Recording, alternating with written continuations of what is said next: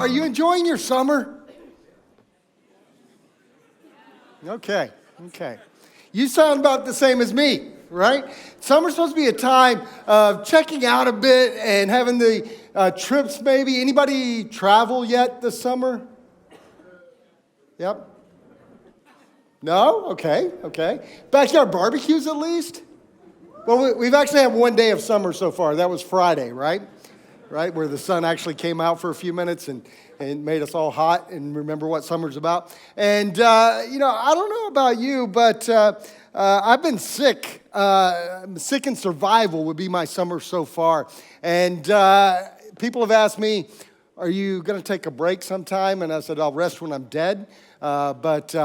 Yeah, that's why I'm doing this TimeOut series, because those that can't do teach. You may have heard that before. But anyway, I'm going to take a break in February for a couple of weeks.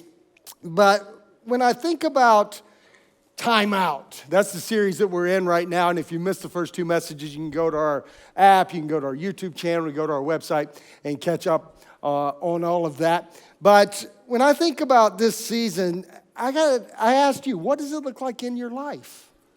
What does it look like to take time out? Have you done that over these holidays?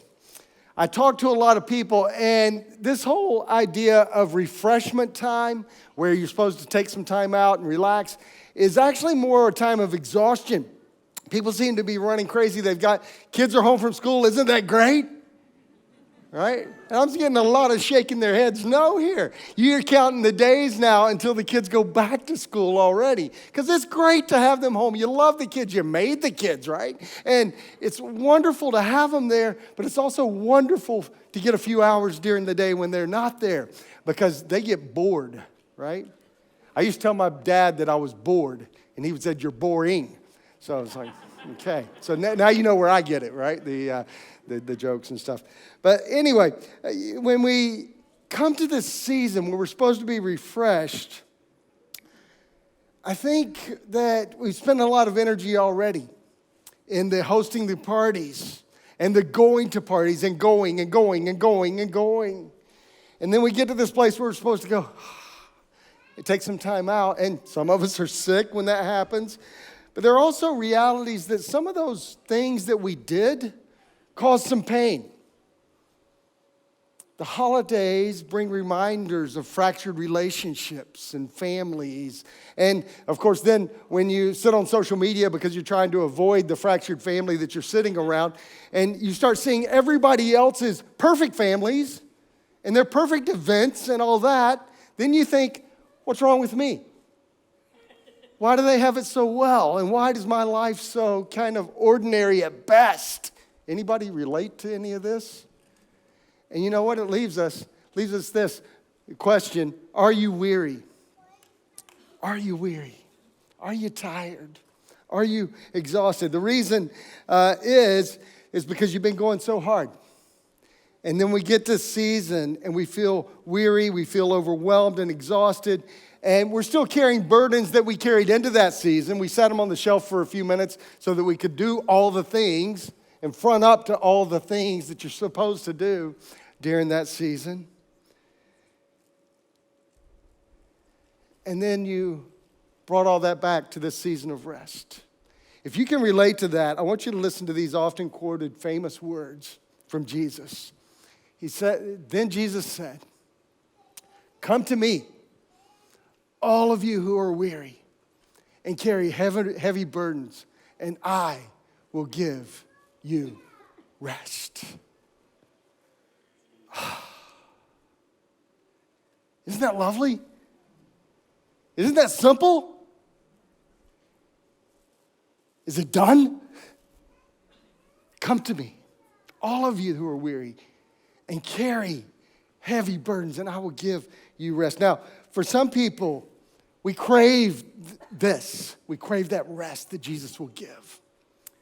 Some of you, today, you came in weary. You came in carrying heavy burdens. And already, just by being reminded today that Jesus said this, you actually feel some comfort. And you could go away from here right now saying, yes, I need to come to him because I'm weary and heavy burdened. And I can be comforted by the promise that he will give me rest. But there are some of you who are sitting there thinking, yeah, I want that. I'm desperate for that. But that's not my experience. I've tried to come to Jesus and tell him, hey, I need that rest. I'm weary, here's my burdens. But I'm finding rest a little different. So the question then you got to ask is, do you find rest elusive? Even though Jesus says, I'll give you rest, do you find that rest elusive in your life? Where it never happens, where you never get there? You know, if that's you, sadly, it can leave us even more disheartened. It can leave us, if we're honest, doubtful, even about some of the things Jesus says, because I'm not experiencing that rest, but Jesus said I will give you rest. So how do I reconcile that? Anybody? Anybody online, you say, hey, that's me. Type it in the chat. It's okay to be honest. We'll get to there in just a few minutes. But today, if we're going to resolve that tension of finding rest elusive, which I think more of us than not probably fit that category, or maybe I'm just projecting my own self onto all of you, I think that the key for us to understand this and unpack this is that we need to know what Jesus really meant. And we need to go back to the first three words of that verse where it says, then Jesus said. Those three words are vital to us understanding because the word then tells us something. It tells us that there is a context for this statement. What was going on before the then?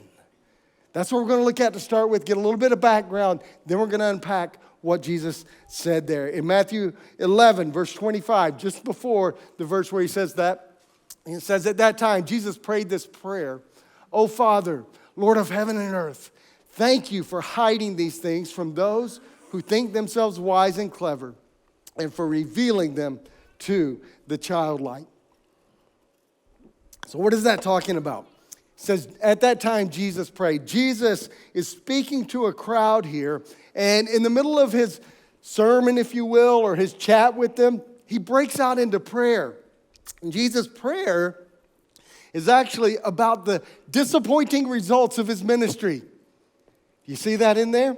That's what's going on. He has been presenting himself, speaking here to crowds who rejected him. In verse 19, just before this, it says this, wisdom is shown to be right by its results. He goes on to say, the results that you have seen when you looked at me and you watched what I did should have been enough to get you to follow me, to understand, to accept me. But instead you rejected me. It says this in verse 23 and 24. For if the miracles I did for you had been done in wicked Sodom, it would still be here today. I tell you, even Sodom will be better off on Judgment Day than you. Now, if you're not a church person, you're thinking, what in the world is this Sodom thing and all that? Sodom was a city. It was a very wicked city that God actually destroyed. We have an account of that in the Old Testament. When Abraham was on his journey with God, he destroyed the city of Sodom. And Jesus says, if the people of Sodom, who were so wicked that God destroyed them, if they had seen the miracles that you have seen, they'd still be here today. And in the end judgment, it's going to be better for them than it is for you because you have more information, more opportunity, more exposure to the truth than they did. That's what Jesus is saying. So in verse 25, when he breaks into this prayer, that's what's on his mind. They had rejected him. They had seen the proof. They had seen the miracles and refused to follow, refused to repent. Jesus here is talking to everybody, but very specifically, he's calling out some religious leaders here. He says this in verse 25, it says, the wise and the clever. And he's thanking God for hiding them from the wise and the clever. We'll get to that part in just a minute. But The wise are people who prided themselves in their philosophical arguments, being able to wax eloquent about things that maybe don't even really matter. The meaning of life and stuff like that, which does matter, by the way. And then the clever people he's talking about, those are the people who are very shrewd, maybe sharp business people who are going to take advantage of everybody. He's talking to those people, and he's saying, you guys are the ones that rejected me. It's very interesting note here. Jesus said, thank you to God for hiding it from them. What he's saying is, God, thank you for the rejection. Thank you that those people didn't accept me. You know, I find that very strange because when I feel rejection, that's not my first port of call is to go and thank God for being rejected. Anybody else? When you feel rejected, you're like, hey, hang on a minute.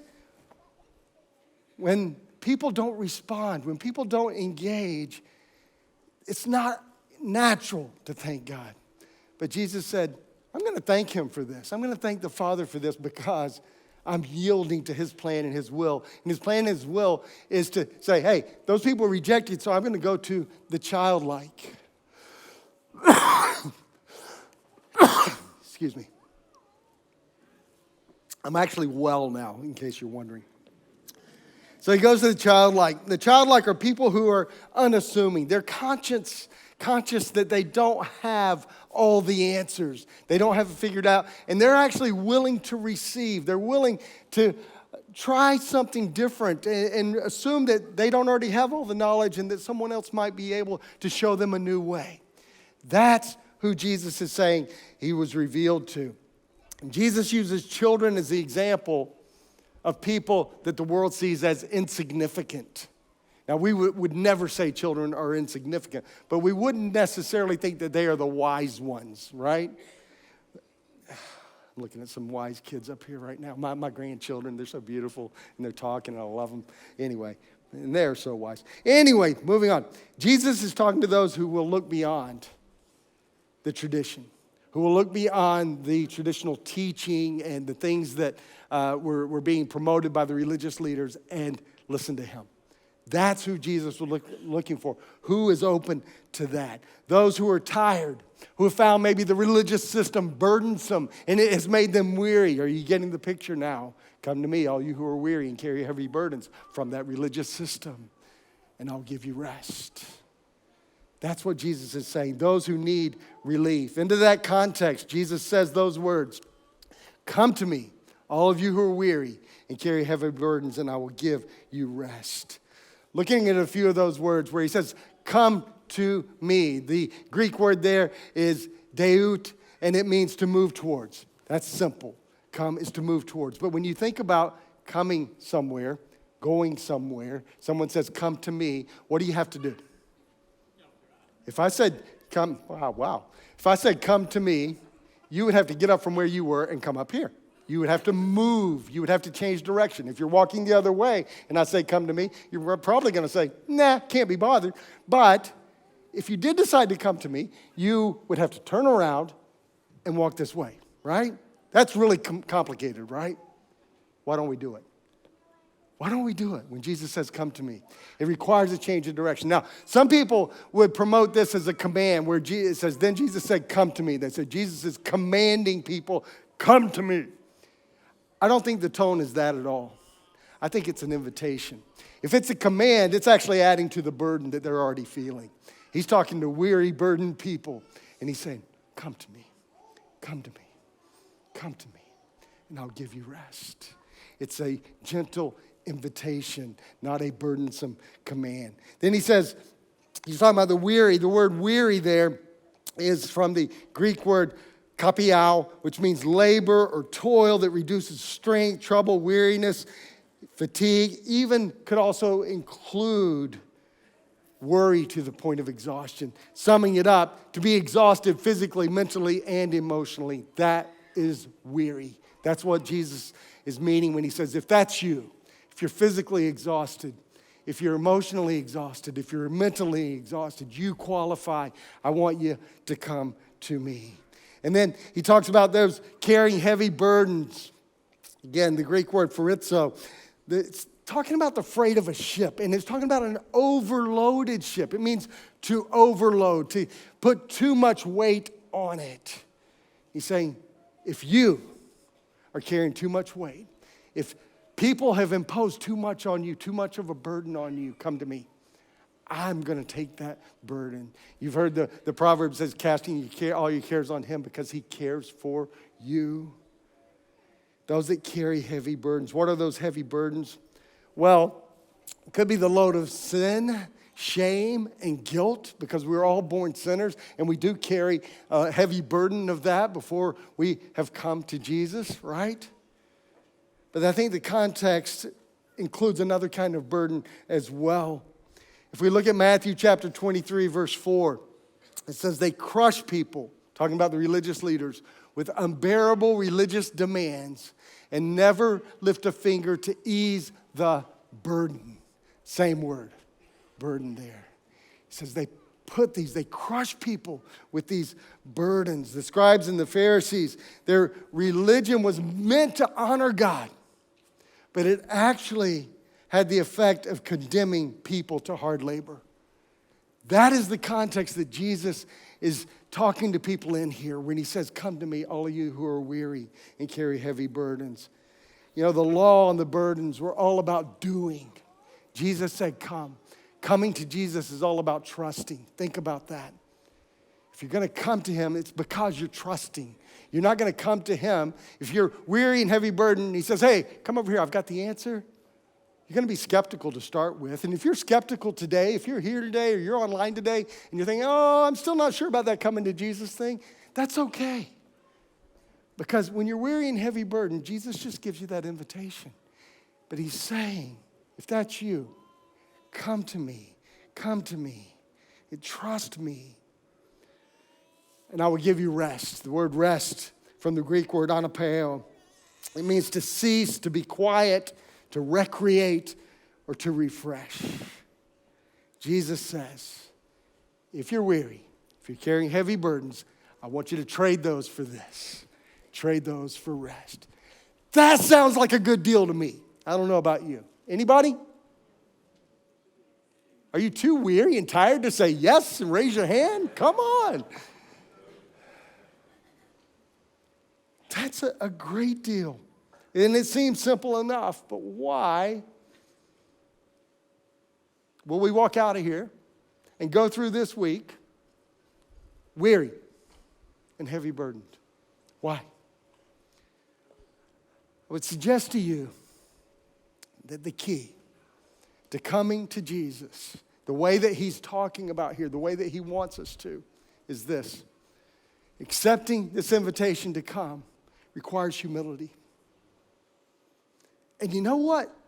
We as human beings, especially in the Western world, aren't really good at being humble. Because being humble means that we admit that we're weary. It means that we admit that we are carrying these heavy burdens. We admit that, you know what? We've been working hard trying to work out those heavy burdens ourselves. We admit that we are inadequate, that we can't do it alone, that we don't have all the answers. See, that's what coming to Jesus requires. Now it's getting harder, isn't it?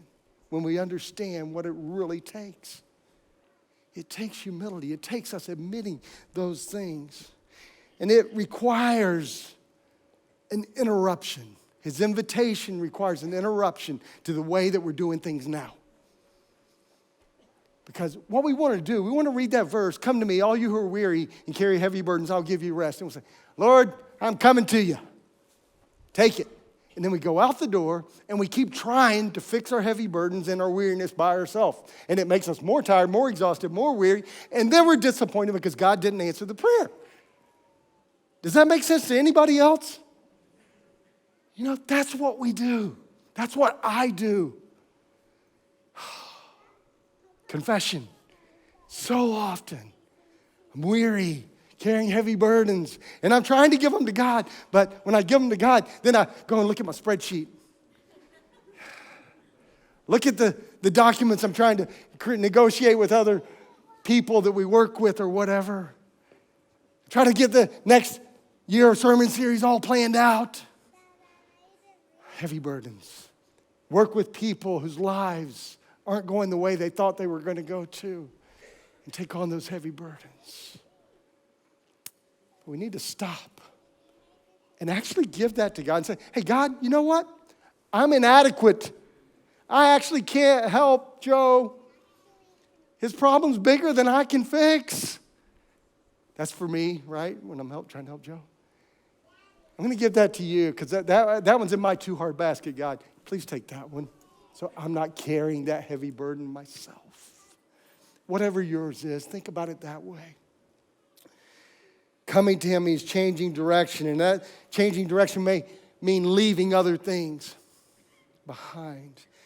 It means trusting him rather than yourself, trusting him rather than others, trusting him rather than the government, trusting him rather than religious rituals.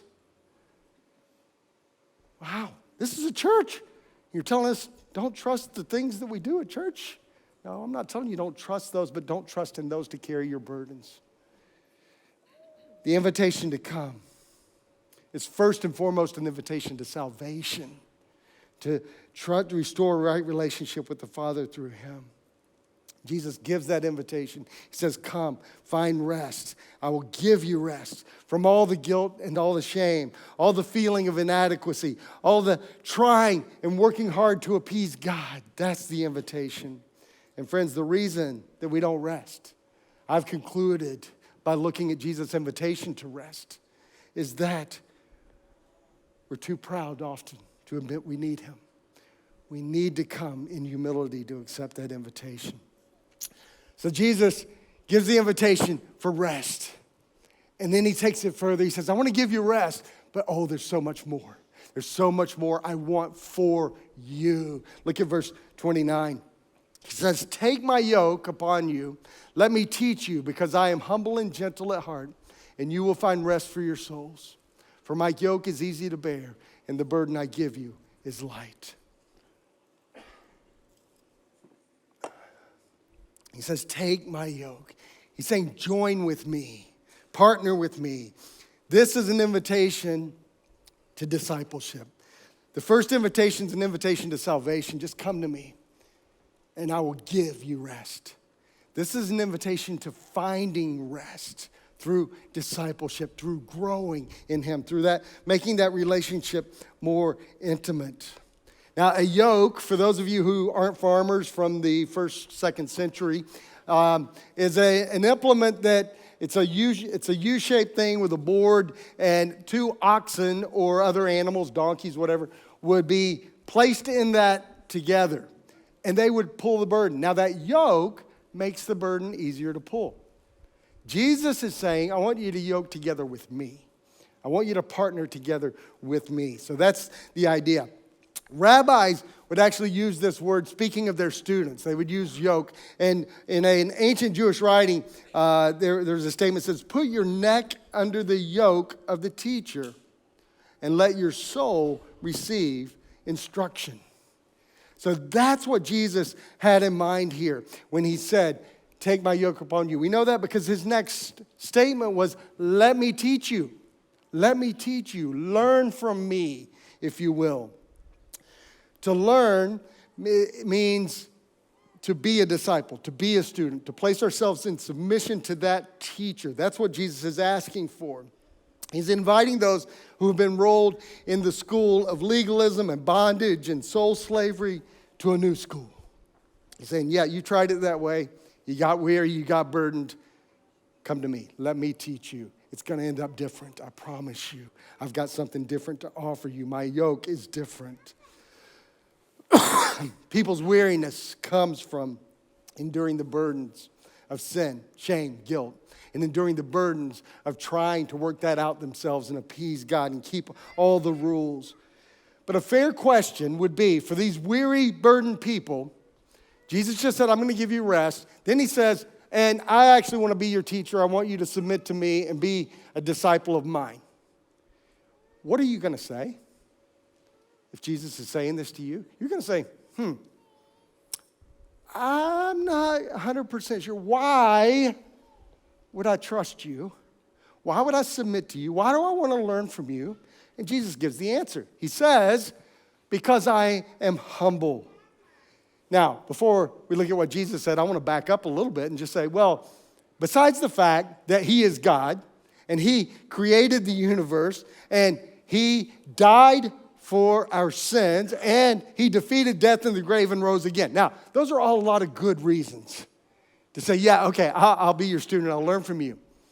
But Jesus says, besides all that, I'm humble. I am humble. Literally, it means made low. He says, I'm not too proud to help you. I'm not too good to help you. I'm here for you. I want to meet you where you are on your journey, in your weariness, in your tiredness, wherever you're at. I'm humble enough to go there. That's why you can learn from me. And then he says, I am gentle. That word gentle means strength under control. He says, I am strong enough to help you, but I'm not going to hurt you. I'm going to be gentle with the way I instruct you. He says, my yoke is easy to bear. It's because I'm with you in it. I'm carrying it with you. I'm carrying the load with you. The burden is light.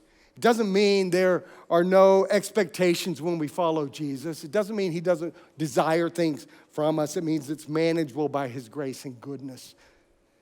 Jesus' yoke is easy, not because it makes no demands and and it's lighter per se. It's because you enter a discipleship relationship with him and you're partnered together with him to fulfill those things. Then he says, you will find rest for your souls. Contrast that with the statement in verse 28 when he says, I will give you rest. He says, I'll give you rest. Then he says, you'll find rest for your souls. It's a little bit of a different word there. And this second one actually means inner peace. That's why I was talking about the soul. So you could read it, if you let me teach you and you learn from me, you will find peace for your souls. Think about it that way. You can find peace. This invitation is to a deepening relationship with him, one that brings rest for our souls. And, I think for many of us in the room and online and Christians everywhere around the world, people who have said yes to Jesus, to come to Jesus, I think often we don't experience this level that he's asking, this discipleship level, this I'm growing more intimate in you level. The invitation to come requires humility, but the invitation to discipleship requires another step for us. Accepting the invitation to discipleship requires hunger. Requires hunger. Let me help you understand that. What do I mean? Well, our appetites dictate our activities, okay? Your appetite dictates your activities. Think about it for a minute. If you're hungry, what do? You eat, physically hungry. You eat when you're hungry to make that go away. Your appetite dictates what you do. If you are someone who is just passionately committed to making money, what are you going to do? You're going to pursue that with everything. You're going to work hard. You're going to work long hours. You're going to change jobs 1,400 times looking for that next step and that better one. You're going to start 14 businesses because you want to make money.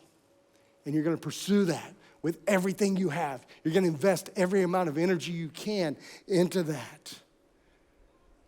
Some have a passionate desire for power. They want to climb the corporate ladder and they want to be the boss. They don't even care that much about the money. They just want the power and control. So what are they going to do? They're going to invest in that. They're going to invest in their education, their training, whatever it takes to take those next steps. The same is true in our spiritual life. What will drive someone towards wealth? What will drive someone, even health? People will eat well and exercise and all that because they are so passionate about it. Their appetite drives the activity. In our spiritual life, we need that hunger, that appetite for a deepening relationship with God. We need to be hungry for him and that experience of him. In Matthew chapter 5, verse 6, it says, God blesses those who hunger and thirst for justice, for they will be satisfied. I think the Apostle Paul, who wrote about half of the New Testament or 2/3 of the New Testament, said it very well in Philippians chapter 3. Now, Paul, before he came to Jesus, come to me, those who are weary and heavy laden, Paul was not a nice guy. He was one of these religious leaders, and he persecuted Christians and things. Then he came to Jesus, and he spent the rest of his life pursuing Christ. And here's what he said. In Philippians chapter 3, he's just explained his pedigree. This is all the things that were good about me, or all the degrees I had, and this is all the stuff that all the things I could get accolades for. And he says this, yes, everything else is worthless when compared with the infinite value of knowing Christ Jesus my Lord. For his sake, I have discarded everything else, counting it all as garbage, so that I could gain Christ and become one with him. I no longer count on my own righteousness through obeying the law. Rather, I become righteous through faith in Christ. For God's way of making us right with himself depends on faith. I want to know Christ and experience the mighty power that raised him from the dead. I want to suffer with him, sharing in his death, so that one way or another I will experience the resurrection from the dead. I don't mean to say I have already achieved these things or that I've already reached perfection, but I press on to possess that perfection for which Christ first possessed me. No, dear brothers and sisters, I have not achieved it, but I focus on this one thing, forgetting the past and looking forward to what lies ahead. I press on to reach the end of the race and receive the heavenly prize for which God, through Christ Jesus, is calling me. I hope you listened closely to those words, because that is a man who came to Jesus and had a passionate hunger to know him intimately. He was desperate for more of Jesus. Not more head knowledge, but experiential. Did you hear all those experiential things he said? I want to experience him. Even the suffering, I want that experience in my life because I want to know him more intimately, more. If there's any more to know, I want to know it. I want to experience it. I want to be there. That's what Paul said. So, for you and I, do we have that hunger? Do we want that? We want our weariness and our burdens to go away. But is that kind of enough? For some, I think it is. I think that we want our weariness and burdens to go away, and we want our eternity settled. But do we really want to have that intimate relationship and go deeper and deeper and know him, like Paul said there? I think there's some barriers. One would be our hunger and thirst for other things. There's only so many things you can dedicate your life to, right? And the pursuit of whatever, I gave you a list earlier, those things can distract us to the point where there's no room left for that appetite for God to grow and develop. And it squeezes out our hunger for God.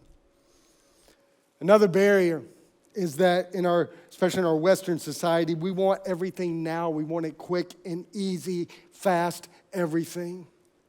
We don't want to slow down. We're too fast-paced for our own good, and the expectations on us are great. I got a note from a missionary this past week, a missionary friend in West Africa, and he closed the note saying this: hope you guys, and this is from memory, this isn't a direct quote, but hope you guys are not going too hard and burning out. Pace here is different. No burnout on the radar. And I think we do that to ourselves because we just want to run so hard. Why? To get one more thing, to do one more thing, to get the kids in one more sport or one more activity, one more church activity even. By the way, 3 barriers. Third one is that potentially we get too busy doing Christian stuff. And yes, I know we're in church, and I know I want you to do Christian stuff. I want you to engage more and more and more. But I want you to think for just a moment about food. When we are hungry, what do? We go to the refrigerator, go to the pantry, and what do we grab? Whatever's quick, whatever's easy, right? Sometimes, my breakfast most mornings is a banana. Why? I like eggs and bacon, okay? Too hard, okay? Banana comes close to being too hard because I have to peel the thing, okay? So I make breakfast utilitarian, okay? That's what you do. Now, when we do that, when we snack, we fool that hunger, right? We satisfy it for the moment. But when you're hungry, what your body's saying, I need nutrition. And we're not getting that, right? When our grandkids come over, they know where the lollies are. They know where the biscuits are, and they go straight for them. And sometimes when they come in, and they'll ask, and they've already had one because they know where they are and they found it. But the times when they ask and they haven't already had one, if they're asking me, I'll say one of two things. One is, no, you need to wait till after dinner. Or if I'm lazy, I'll say, go ask mom and dad. Mom and dad have to say yes, so then I'm not the bad guy. That's really the motive there. So I'll say one of those two things, and you know what they do? They go ask grandma. And you know what Deanna does? Sure, have all the lollies. And then they don't want to eat their dinner, right? Right? So they're killing their hunger with junk food that's not good for them. Sometimes when we think about our hunger for God, it's possible we have a desire and a passion for God, a hunger, but we satisfy it by snacking on God things rather than going deeper. We watch another YouTube video or another reel or something. And by the way, we have YouTube videos and reels, and we push that stuff out there for you because we want you to have access to those things. But friends, if that is the end of your nourishment, if that's all you ever do, can I challenge you that you might need to go deeper? You might need to look for substance to fill the hunger, to nourish that relationship with God. We have things I've always loved in church life. We have camps the youth go to. I think our youth are going on a camp in a couple of weeks. And that's a great moment. They come back excited. And a few weeks later, then they're back to where they were. As adults, we go to conferences and we get all energized and charged up and woo! I'm going to take on hell with a squirt gun now. And then we go back to work. We go back to our families and back to normal life. You see, those are the snacks to fill that hunger, and they're very important. But those moments should create movement in us that continues to grow, continues to go, and on and on and on. So what does all this have to do with us? Where do you find yourself today? One tool that we've got for you is the quiet time tool. Thinking about the snacking, and there's a picture of that up there. Yes, see, there it goes. Our quiet time is really simple. It gives you a Bible passage to read, then it asks two questions. What is the writer saying? How do I apply this to my life? Some devotional tools will have a verse or half of a verse that you read, and then it gives a couple of paragraphs of what the author thought about it. And those are helpful, but those are the snacking. You're reading somebody else's quiet time, something they got from God. When you use a tool like this, you're reading the Bible and you're trying to apply it to your own life. So I commend that to you. We actually printed up some more today in case you want to grab those. But I want to ask you, are you weary? Are you burdened? And do you find rest elusive? If that's you today, Jesus wants to help you. He said, come to me, all you who are weary and heavy burdened, I will give you rest. Friends, we have to come in humility and trade weariness for rest. It's a good deal. We have to learn in hunger to find lasting peace. You like that? Is that reasonable? Let's try this. I want you to stand up. Go ahead and stand up. I want you to say it with me. All right? On three. 1, 2, 3. Come in humility. Trade weariness for rest. Learn in hunger. Find lasting peace. Now, I want to make it personal. That's easy for us just to quote that. I'm going to make it personal for you. So, in humility, I trade my weariness for rest. So if that's you today, if you need to do that, say that with me. In humility, I trade my weariness for rest. One more time. In humility, I trade my weariness for rest. And then the next one. In hunger, I will seek you and find peace. In hunger, I will seek you and find peace. I want to pray over you right now because I want this to be true for everyone. I have a sense that those two words, humility and hunger, are going to stick around for us this year. I believe God's actually given us those words for this church, for this year, hunger and humility. And I want to pray that over you right now. And then we're going to do something special. Father, thank you for the people in front of me right now. Thank you for the people who are online and for those that have participated and listened to your word. And Lord, you have rocked my thinking a lot this week about this whole thing about being humble and being hungry. And Lord, I pray that you would increase that in my own life. Make me more humble. Make me, most of all, more hungry. And Lord, I pray that over all the people that are standing in front of me right now. Lord, whether they want this prayer over them or not, I pray it over them. Lord, I pray for humility in people's lives. I pray for humility in family relationships. I pray for humility for them at their jobs. I pray for humility for them in their relationships with people here at church even. And Father, I pray for a spiritual hunger to overtake each and every person here that will not be able to be satisfied, that there will be a driving passion to go deeper and deeper and deeper with you this year. Father, I pray that over these people right now. And I pray that over myself, that you would give us that today. In Jesus' name, amen.